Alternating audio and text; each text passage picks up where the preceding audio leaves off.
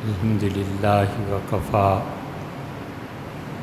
وسلام علی عبادہ الذین اصطفیٰ اما بعد۔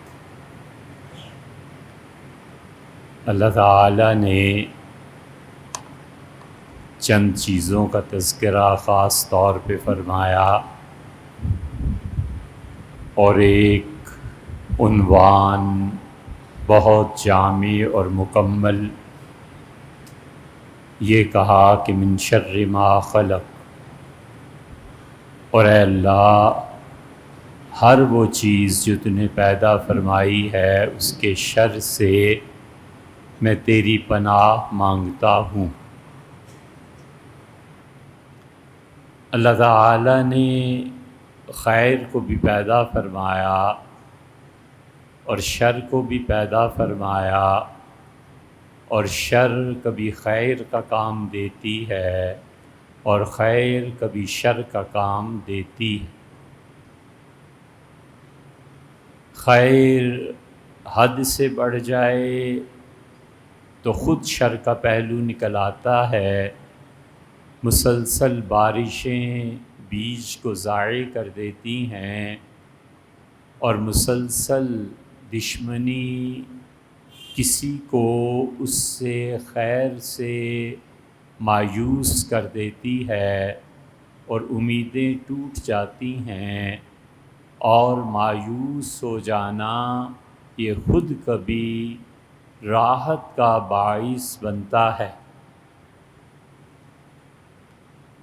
اس کے بعد ایک چیز یہ ارشاد فرمائی کہ دیکھو مخلوق میں جس میں شر ہے اس سے پناہ مانگو، من شر ما خلق ومن شر غاسق اذا وقب، اور چھپ جانے والی چیز سے جب وہ چھپنے کے لیے کوئی گڑھا کوئی گہری جگہ طلب کرے۔ اسی لیے حضرت رسالت پناہ صلی اللہ علیہ وسلم نے 3 اعمال کے متعلق یہ فرمایا کہ جب کوئی آدمی ان تینوں کاموں میں سے کوئی بھی کرتا ہے تو اس کا ایمان اس کے دل سے نکل کے اس کے سر پر آ جاتا ہے۔ پچھلی مرتبہ آخر پہ جو بات ہوئی تھی، ہم نے تقابل آپ کے سامنے رکھا تھا کہ وہ گناہ جو انسانی اخلاقیات کی بنیاد پر ہوتے ہیں وہ بدتر ہیں، زیادہ رسوا کرنے والے اور جہنم کا مستحق ٹھہرانے والے ہیں بنسبت ان گناہوں کے جو گناہ جذبات کے غلبے سے سرزد ہوتے ہیں۔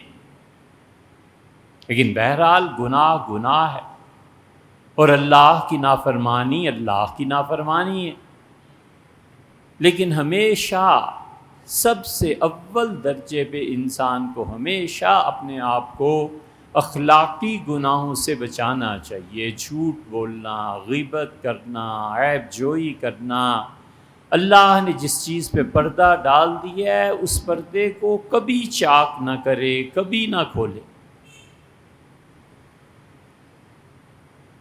یہ فتنے سوئے ہوئے ہوتے ہیں۔ ایک آدمی سے کوئی گناہ ہو گیا اور اس کی اس کو اطلاع مل گئی، چپ رہے جب تک کہ اس میں عام مفاد عامہ کو خطرہ لاحق نہ ہو، ذاتی زندگی پہ چپ رہے، مت بولے۔ ابن مسعود رضی اللہ عنہ کے پاس ایک آدمی لایا گیا اور اس کی داڑھی سے شراب کے قطرے ٹپک رہے تھے، تو کسی نے ابن مسعود رضی اللہ عنہ نے کہا کہ تم نے شراب پی ہے؟ اس نے کہا نہیں۔ فرمایا کوئی گواہ ہے؟ لوگوں نے کہا کوئی گواہ نہیں۔ فرمایا اسے چھوڑ دو۔ لوگوں نے کہا حضرت اس کی داڑھی سے شراب کے قطرے ٹپک رہے ہیں۔ انہوں نے کہا اس نے خود کہا ہے کہ نہیں پی، اور لوگوں نے کوئی گواہی نہیں دی، میں کس بنا پر اس پہ حد جاری کر دوں؟ حضور اقدس صلی اللہ علیہ وسلم نے منع فرمایا ہمیں اس بات سے۔ کسی نے کہا حضرت اس کا منہ سونگھ لیں، تو آپ نے فرمایا حضور صلی اللہ علیہ وسلم منع فرمایا اس بات سے کہ ہم تجسس میں پڑیں۔ لوگوں کی پرائیویٹ اور پرسنل لائف چاہے شوہر اور بیوی کی کیوں نہ ہو، اسے کھودنا کریدنا. حضور صلی اللہ علیہ وسلم نے فرمایا لا تتبعوا العورات، جو چیزیں لوگوں نے تمہاری نظروں سے چھپا دی ہیں کبھی ان چیزوں کو نہ چھیڑنا. اگر تم ان چیزوں کی تحقیق میں پڑو گے تو تم ضرور اپنے آپ کو برباد کر لو. کبھی بھی نہ پڑھنا. اس لیے شوہر کے فون چیک کرنا، بیوی کے فون چیک کرنا، یہ کہاں بات ہوئی ہے اور کیا ہوا ہے، یہ کوئی طریقہ نہیں ہے اور نہ شریعت اس کی کسی کو اجازت دیتی. اور بالکل اسی طرح رسول اللہ صلی اللہ علیہ وسلم الفتنۃ نائمۃ، فساد اور فتنے اور مصیبتیں سوئی ہوئی ہیں. لعن اللہ من ایقظھا، خدا کی لعنت پڑے اس پہ جو ان فتنوں کو جگائے، جو ان چیزوں کو بیدار کرے. یہ حدیث روز کئی مرتبہ یاد آتی ہے جب ہم اس کو کبھی دیکھتے ہیں. روز کئی مرتبہ دیکھنا پڑتا ہے. کیا نام ہے اس کا؟ فیس بک کہتے ہیں اسے. پتہ نہیں کیا کیا خبریں آتی. اس کو کھولو گھنٹوں اور واپسی پہ پلٹو تو ایک ٹکے کا علم نہیں سوائے برائیوں. اس لیے یہ حدیث بار بار یاد آتی ہے کہ ایک آدمی کی کوئی پرسنل لائف ہے، کوئی اور چیز ہے، سویا ہوا ہے فتنہ، تم کیوں اس کو بیدار کرتے ہو؟ نتیجہ یہ کہ معاشرے میں فساد پھیلے گا. اور 3 چیزیں رسول اللہ صلی اللہ علیہ وسلم نے فرما دیں. آپ کا یہ اتنے بڑے گناہ ہیں کہ تم میں سے کوئی آدمی ان 3 میں پڑ گیا تو جب وہ اس کام کو کر رہا ہوتا ہے اس کا ایمان دل سے نکل کے اس کے سر پہ آ جاتا ہے. ایک چوری کے متعلق فرمایا لا یسرق السارق، چوری کرنے والا چوری کے مال پر ہاتھ ڈالتا نہیں اور اس کا ایمان اس کے دل سے نکلتا ہے. مت چوری کر. کسی کی محنت مزدوری کی کمائی ہے، تحفے کی کمائی ہے، اس کا حق کیا بنتا ہے دوسروں کے مال پہ اور دوسروں کی چیزوں پہ؟ اس لیے بدترین چور وہ جو حکومت کا پیسہ چراتے ہیں، حکومت کے کاموں میں، حکومت کی چیزوں میں، جہاں تک حکومت نے الاؤ کی ہے اس سے بڑھ کر پھر اس میں اپنا حصہ جتاتے ہیں. حکومت نے اے سی کمرے کے لیے الاؤ کیا تھا، 2 اے سی آ جاتے ہیں، ایک واش روم میں بھی لگ جاتا ہے، اس لیے کہ صاحب کا مزاج ایسا ہے. گورنمنٹ نے اتنے لیٹر کی اجازت دی تھی، یہ اس سے بڑھ کر استعمال کرتا ہے. یہ چوری نہیں، یہ ڈاکہ بھی. اور بالکل اسی طرح حکومت خود اپنے ہاں جو کچھ بھی مال کا غلط استعمال کرتی ہے اس حکومت کے وزراء اور اس حکومت پر بے برکتی کا اثر پڑتا ہے اور ان کے اخلاقیات تباہ ہو جاتے ہیں. اور دوسری چیز رسول اللہ صلی اللہ علیہ وسلم لا یشرب الشارب، شراب پینے والا شراب شروع کرتا ہے اور اس کا ایمان دل سے نکل کے اس کے سر پہ آ جاتا ہے، اس کا ایمان اس کے دل سے نکل جاتا ہے، وہ ایمان والا رہتا ہی نہیں. اور تیسری چیز یہ بتائی رسول اللہ صلی اللہ علیہ وسلم، کوئی بدکار جو منہ گالا کرتا ہے وہ اس عمل کو شروع کرتا ہے اور اس کا ایمان دل سے جمپ کرتا ہے اور اس کے سر پہ آ جاتا ہے. ابن عربی رحمۃ اللہ علیہ نے فتوحات مکیہ وغیرہ میں انہوں نے لکھا ہے کہ سر پہ کیوں آ جاتا ہے، الگ کیوں نہیں ہو جاتا، ایک طرف کو ہو جائے، پاؤں میں چلا جائے، ہاتھوں میں چلا جائے، کہیں بھی. اور پھر وہ لکھتے ہیں کہ اس کا مطلب یہ ہے، رسول اللہ صلی اللہ علیہ وسلم بتایا کہ یہ 3 افعال اتنے برے ہیں، خدا کو اس پہ اتنا غصہ آتا ہے کہ اللہ کی لعنت، اللہ کا غضب ٹوٹ پڑے کرنے والے پہ، مگر ایمان آ جاتا ہے کہ یا اللہ میں بھی اس میں موجود ہوں، یہ بلا شبہ گناہ گار ہے اور بہت بڑے گناہ کر رہا ہے، لیکن اللہ میری وجہ سے اس کو امان ملے، میری وجہ سے اس پہ لعنت نازل نہ فرمائے. اس لیے ان افعال کے نتیجے میں جو چیزیں ظہور پذیر ہوتی ہیں، جب تک انسان توبہ نہ کر لے جان نہیں چھٹتی. اتنا سخت حکم تھا اس کے بارے میں کہ عبداللہ ابن مسعود رضی اللہ عنہ کہتے تھے کہ اگر مرد و عورت نے کوئی ایسا کام کیا تو اور ان کا تم نکاح پڑھانا چاہتے ہو تو انہوں نے کہا اس کا نکاح ہی نہیں ہوگا. اگر وہ نکاح بھی کریں گے تو ہمیشہ اسی فعل میں مبتلا رہیں گے اور گناہ میں. کسی نے کہا ابن مسعود کب تک؟ انہوں نے کہا جب تک کہ دونوں توبہ نہ کر.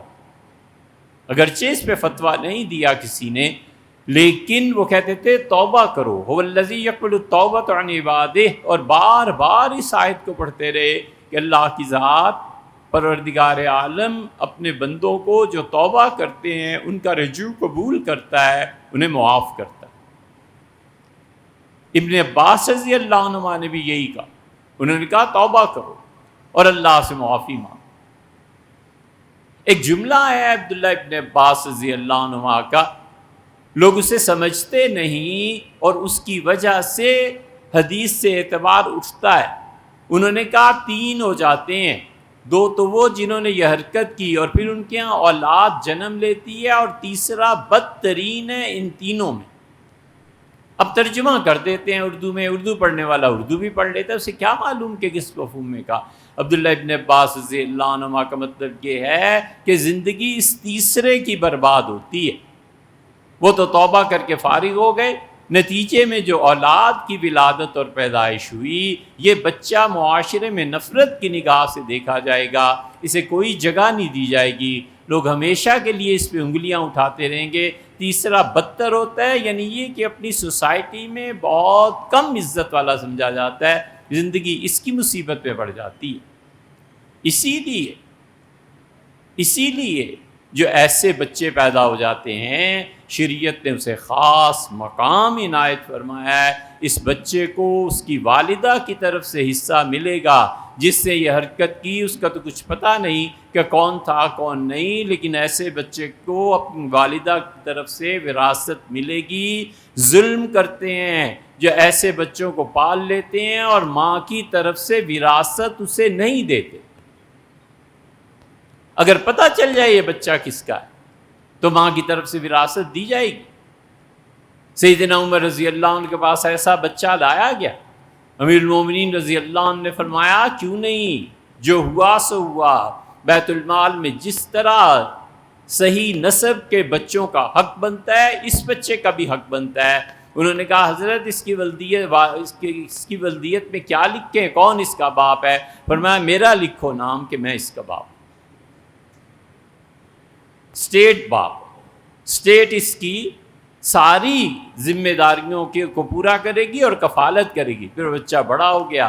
حدیث میں آتا ہے سیدنا عمر رضی اللہ عنہ سے اپنے کندھے پر بٹھا لیتے تھے. وہ بچہ تھا، وہ کھیلتا تھا، کبھی ہاتھ ان کی داڑھی پہ، کبھی چہرے پہ. سیدنا عمر رضی اللہ عنہ بہت خوش ہوتے تھے اور اس کے ساتھ کھیلتے رہتے تھے. یہ نہیں احساس ہونے دیتے تھے کہ تم کس کے فعل کا کیا نتیجہ.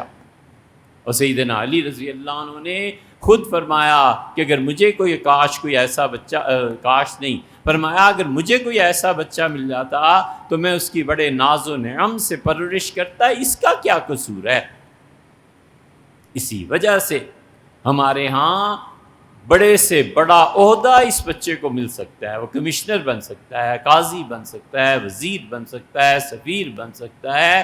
وہ بڑے سے بڑے عہدے پر اسلامی حکومت میں اگر امیر المومنین کا عہدہ بھی اس شرط پہ دے دیا جائے کہ لوگ سنجیدہ ہوں اور لوگ اس سے نفرت نہ کریں تو یہ سارے عہدے اسے دیے جا سکتے ہیں.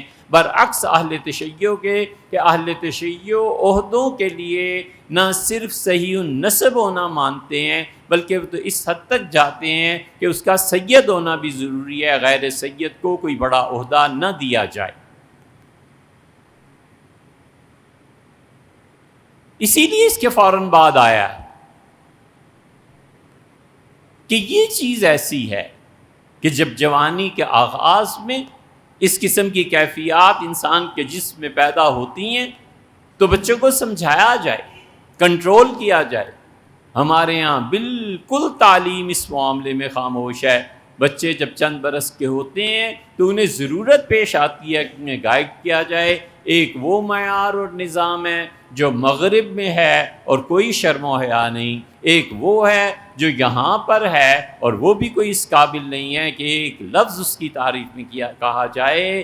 اسلامی نظام اور نصاب جب نافذ تھا تو وہ تدریجاً بچوں کو ہر سٹیپ پہ اس کے لیول کی کتابیں پڑھاتے تھے کہ بیٹے اب یہ چیز پیش آ سکتی ہے، آپ کا فریضہ یہ بنتا ہے. یہ شریعت کے احکامات ہیں، یہ پاکیزگی کے احکامات ہیں، وہ وقت کے ساتھ ساتھ اسے سکھائے جاتے تھے۔ اور جب سے یہ تعلیمی نظام انگریزوں نے برباد کیا اور شرعی امور کو نکال دیا، اس وقت سے 2 صدیوں سے اب دوستوں یاروں سے سن لیا وہ سن لیا، جھوٹ ہے تو جھوٹ ہے، سچ ہے تو سچ ہے، اور کبھی کبھی تو سال ہا سال کے بعد پتہ چلتا ہے کہ نہانے کا طریقہ کیا۔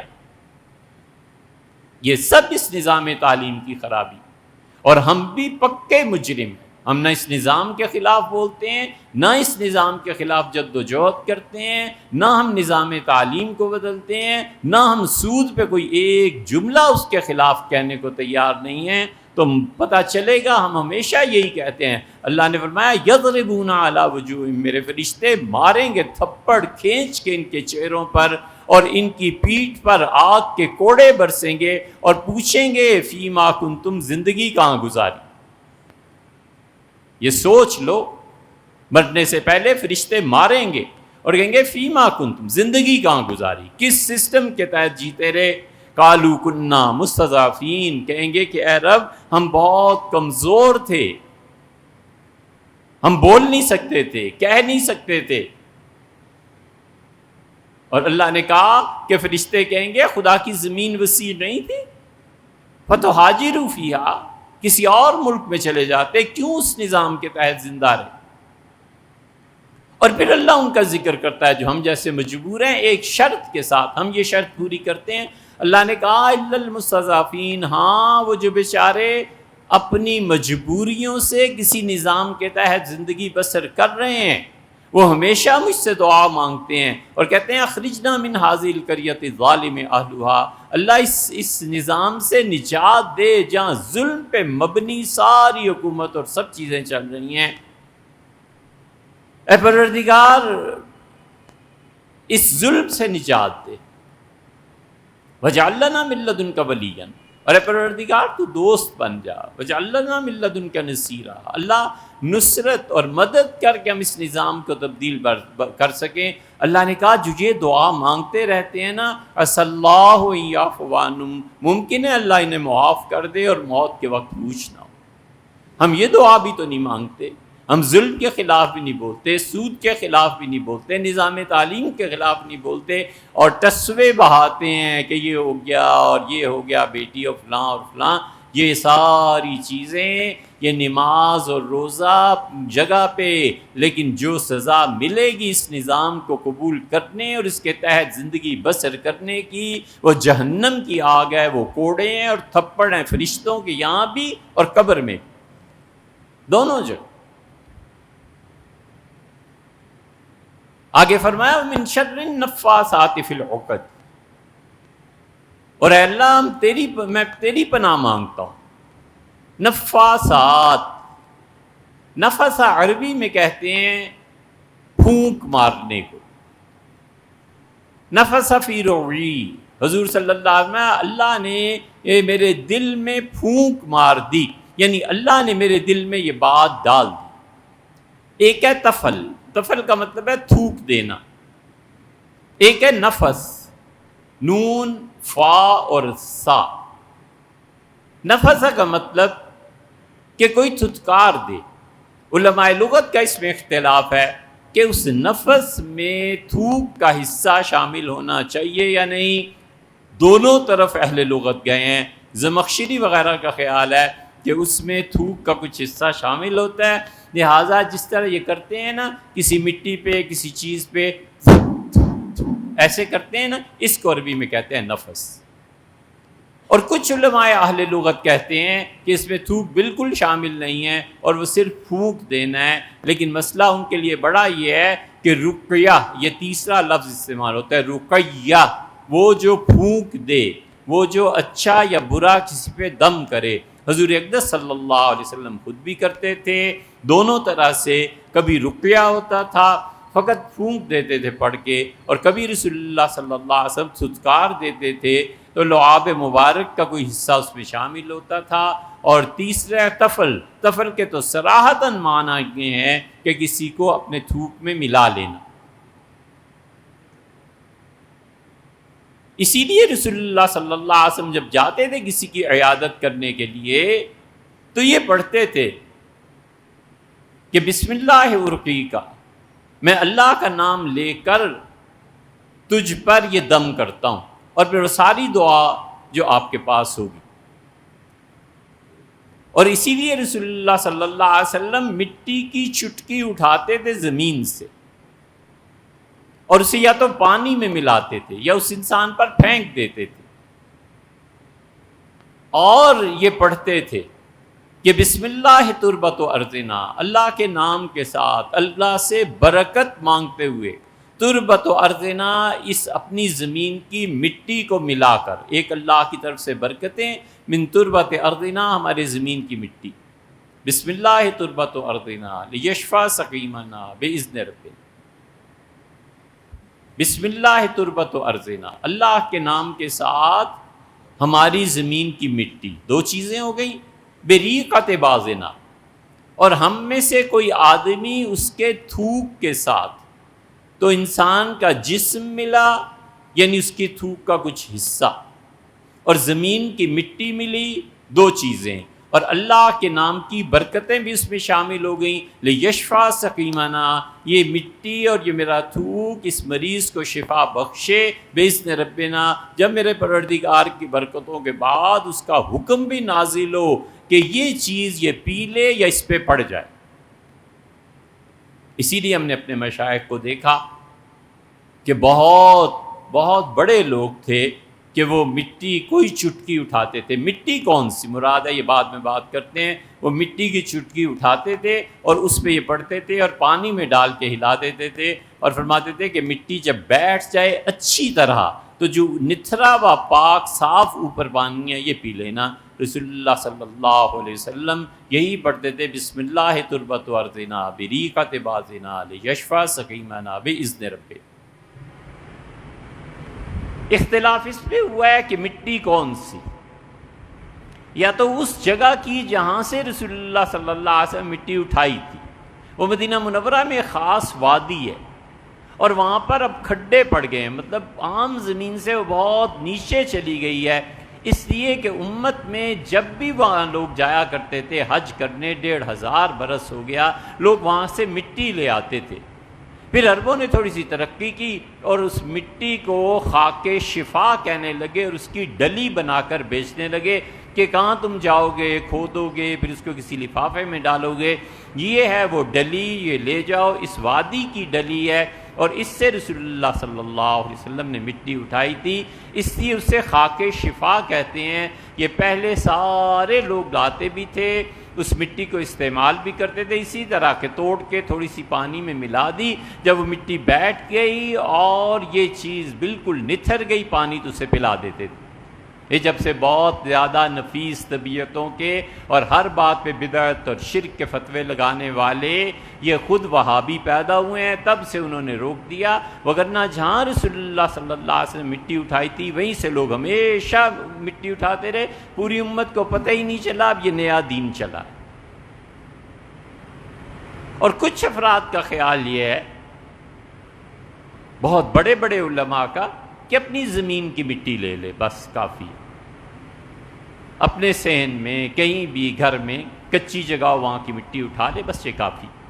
اور دونوں طرف بڑے بڑے لوگ، کوئی حرج نہیں اس میں بھی اور اس میں بھی، کہ مٹی اٹھائے اور اس پہ تھتکارے، تو یہ دو چیزیں مل گئیں، ان کو پانی میں ڈالے، اور رسول اللہ صلی اللہ علیہ وسلم جو پڑھتے تھے اس سے پڑھے، بسم اللہ تربت ارضنا بریقت بازنا لیشفا سقیمنا باذن ربنا، پروردگار کی طرف سے حکم ہو جائے اور برکتیں ہو جائیں، اور یہ ہمارا تھوک اور مٹی یہ دو چیزیں ادھر سے مل جائیں، اور اللہ تعالیٰ اس بیمار کو نجات دے دے۔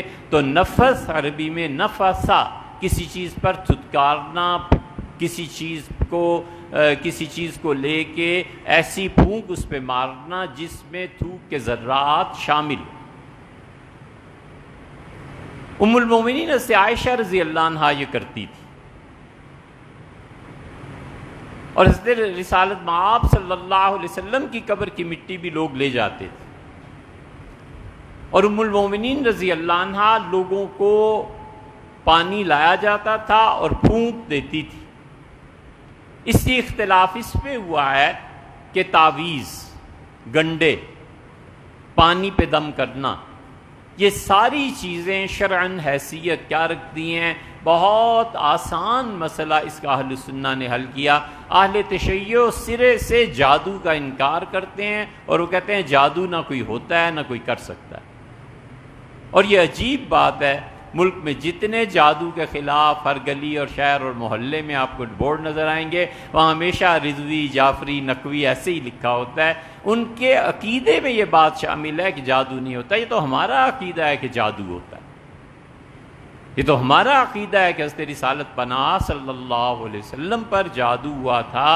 حیرت ہوتی ہے کہ تعویلات اہل السنہ میں امام ابو منصور ماتریدی رحمۃ اللہ علیہ اور جساس رازی اور کرخی رحمہ اللہ یہ کہاں چلے گئے؟ انہوں نے بھی اس طرح کے رجحانات کا اظہار بھی کیا ہے۔ تو خیر یہ تو ایک علمی بحث ہے، لیکن یہ کہ ہمارے نزدیک جادو ہوتا بھی ہے، جادو کا اثر بھی ہوتا ہے، اور رسول اللہ صلی اللہ علیہ وسلم کے لیے یہ جادو کے متعلق آیات نازل کی گئی ہیں۔ اہل تشیع کہتے ہیں یہ امت کے لیے، ہم کہتے ہیں اگر امت کے لیے ہوتی تو اللہ تعالیٰ بار بار یہ لفظ کیوں کہتا کہ آپ یہ پڑھیے، آپ یہ کہیے؟ جب ایک شخص کو خاص طور پہ حضرت رسالت پناہ صلی اللہ علیہ وسلم کا مخاطب کیا جا رہا ہے تو اس کا مطلب یہ ہے کہ ان پہ جادو ہوا تھا، اور وہ جادو رسول اللہ صلی اللہ علیہ وسلم پہ کیا گیا۔ 11 گریں لگائی گئیں اور 11 سوئیاں چبھو دی گئیں، اور لبید بن عاصم نے اپنی بیٹیوں کے ساتھ مل کے یہ کرتوت کیے، اور اس نے کنویں میں پتھر کے نیچے رکھ دیے۔ نبی کریم صلی اللہ علیہ وسلم بھیجا تھا حضرت طلحہ کو، زبیر کو اور عمار رضی اللہ عنہ کو، تینوں کو بھیجا اور فرمایا کہ لے آؤ، اور پھر حضرت عائشہ رضی اللہ عنہا سے پورا قصہ بیان کیا کہ عائشہ میرے ساتھ یہ انہوں نے کیا ہے اور میں نے منگایا ہے۔ اور جب بھی کوئی سوئی نکالی جاتی تھی رسول اللہ صلی اللہ علیہ وسلم کے جسم مبارک میں شدید ایک مرتبہ تکلیف پیدا ہوتی تھی، پھر آرام ہو جاتا تھا فوراً۔ آپ فرماتے تھے اب میں نسبتاً سکون میں ہوں۔ پھر دوسری نکالی گئی تو شدید تکلیف، اور پھر فرمایا کہ کم اثر ہو گیا، پھر کم اثر ہو گیا، حتیٰ کہ 11 سوئیاں نکالی گئیں اور 11 ہی یہ آیات تھیں اور 11 ہی گریں کھولی گئی تھیں۔ اللہ نے کہا وَمِن شَرِّ النَّفَّاثَاتِ فِی الْعُقَدِ، اور اللہ کی پناہ مانگو جو گریں لگاتی ہیں اور پھونکتی ہیں، مرد ہو یا عورت۔ لیکن چونکہ عام طور پہ عربوں میں یہ کام عورتیں کرتی تھیں اس لیے مؤنث کا صیغہ استعمال کیا گیا، وگرنہ مرد بھی کرتے تھے۔ یہ جتنی چیزیں ہیں خیر اور شر دونوں کے لیے استعمال ہو سکتی ہیں، تعویذات، گنڈے، دم کرنا اور یہ تنفیس، یہ سب کی سب چیزیں خیر اور شر دونوں کے لیے استعمال ہوتی ہیں۔ اس کی خیر خیر ہے اور شر شر ہے۔ صحابہ کرام رضی اللہ عنہم بھی ایسے کرتے تھے، حتیٰ کہ امام بہقی رحمۃ اللہ علیہ نے روایت نقل کیا سنن کبریٰ میں، حضرت عائشہ رضی اللہ عنہا کی طبیعت خراب ہو گئی، ان کے محترم مکرم والد سیدنا ابوبکر رضی اللہ عنہ خلیفہ تھے، وہ تشریف لائے بیٹی کو دیکھنے کے لیے، تو انہوں نے ایک عورت کو دیکھا جو ان پہ دم کر رہی تھی۔ حضرت ابوبکر رضی اللہ عنہ نے اس کو دیکھ کے اندازہ کر لیا کہ یہ عیسائی ہے، تو حضرت عائشہ رضی اللہ عنہ نے دریافت کیا کہ یہ دم کر سکتی ہے، یا پھر اس عورت نے دریافت کیا۔ سیدنا ابوبکر رضی اللہ عنہ نے کہا دم کرو میری بیٹی پہ، لیکن شرک کے کلمات نہ پڑھ۔ دوا ہے شفا کے لیے، بس اتنی بات ہے۔ تعویذ صحیح کام کے لیے ہے۔ تابعین تک تعویذ باندھتے تھے اور لکھتے تھے۔ حسن بصری رحمۃ اللہ علیہ تعویذ دیتے تھے۔ حضور اقدس صلی اللہ علیہ وسلم کے پاس حاضر ہوئے عمر بن العاص اور کہا اللہ کے رسول یہ میرا بچہ خواب میں ڈر جاتا ہے۔ حضور اقدس صلی اللہ علیہ وسلم نے کہا کہ اچھا یہ دعا پڑھا کرو۔ تو عمر بن العاص رضی اللہ عنہ کے بیٹے عبداللہ چھوٹے تھے، بہت یاد بھی نہیں کر سکتے تھے، تو انہوں نے اس دعا کو ایک کاغذ پہ لکھا، وَسَكَّ فِي عُنُقِهِ، اور اپنے بیٹے کے گلے میں ڈال دیا۔ یہ ابو داؤد کی روایت میں آتا ہے، یہاں سے تعویذات کی اصل چلی۔ انشاءاللہ آئندہ جمعے کو پھر اس بات کو بیان کریں گے، مگر ایک بات آ گئی ذہن میں، شاید آپ میں سے کسی کو کسی موقع پہ کام آئے۔ ایک بہت بڑے حنفی فقیہ تھے، زندگی میں انہوں نے حج کبھی نہیں چھوڑا، ہر سال حج پہ چلے جاتے تھے، اور بڑے متقی، بڑے نیک، پرہیزگار، اور ہمیشہ مدینہ منورہ کے راستے سے جاتے تھے۔ حضور اقدس صلی اللہ علیہ وسلم کے ساتھ ایسا تعلق تھا کہ پہلے وہاں حاضری دیتے تھے، پھر آگے چلتے تھے۔ مدینہ منورہ پہنچے، یہ حافظ ابن حجر رحمۃ اللہ علیہ نے الدرر الکامنہ فی اعیان المئۃ الثامنہ میں یہ واقعہ لکھا ہے۔